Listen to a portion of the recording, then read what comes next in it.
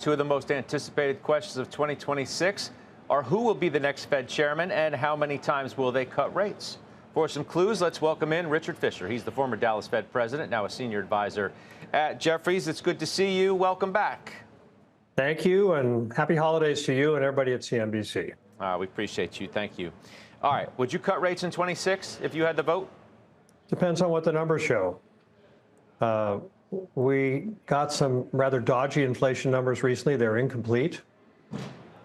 You're hearing, if you talk to business leaders, that they're going to try to move prices a little bit more aggressively next year, at least the ones I talk to. And we also hearing that we're getting a lot of propelling coming from the AI CapEx investment, which seems to be carrying a lot of GDP. All that needs to be settled out next year. So I would wait and see. I don't think there's any hurry. I also don't think, under the current structure of the Fed, there's a predisposition under Chairman Powell's leadership to necessarily commit already to moving next year. Other than Myron, I doubt you're going to see people advocating until we get better data. And we just haven't had a full set of data. The inflation data we got is only good from the 14th of the month onward. So we didn't get a full month view, and certain sectors are left out. It looked good. We'll have to see if that's true.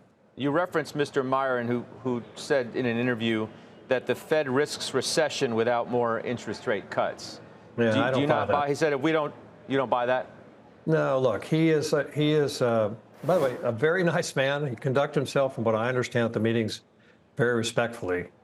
But he's just carrying the water for President Trump. So I don't buy it. And I do think the president would like to have, if it doesn't work, and I pray to God his economic program does work from the standpoint of deregulation, et cetera, and the good stuff he's doing, I hope the economy continues to grow.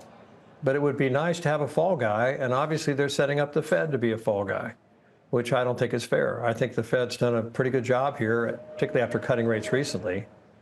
But as you saw, Scott, on your previous interview, the yield curve is steepening, and we're not seeing the 10-year come below 4%. That's a question of Treasury auctions and who feels comfortable with the way the balance sheet of the government's running, income and expenditures on interest. So I don't think it's fair to blame the Fed, as he seems to be predisposed to doing, until you actually see what the outcome is. We don't know what the outcome is yet. The challenge, I guess, certainly one of them, is the idea of letting the economy run hot, right? Run it hot is out there, sort of in the zeitgeist around the market and what the Fed might be willing to do. Because if you're going to get a tremendous productivity boost from AI, you can in many ways offset the idea that you're going to have some runaway inflation by letting it run hot, a la Greenspan in '96, in which we're on the cusp of the 30th anniversary of that. And I should also mention one in which Steve Leisman is going to explore in much deeper form tomorrow. Versus, you described yourself the last time you were on with me, quote, I was, I am, I always will be a hawk. Right. So versus this inherent feeling that you have of always feeling that way because you're afraid of what would happen if the effects of inflation were to get out of control once again. I mean, how do you square both ideas? Well, first of all, Scott, remember, I also said, and half jokingly, but jokingly, that doves are members of the pigeon family. You did. Ornithologically. So I don't want to be a pigeon for anybody. And that's what my reference was to being a hawk.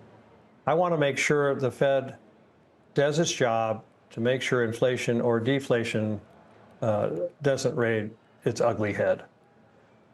And every president, as I've said to you many times, every politician worries about jobs over anything else. The job of the Fed is to keep the balance.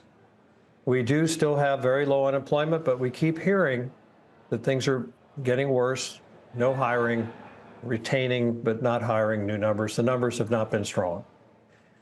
So we're just going to have to see what the balance is, Scott. I mean, the Fed wants to do what's right.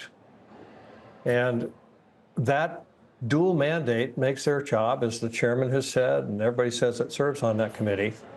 It's a tough decision right now.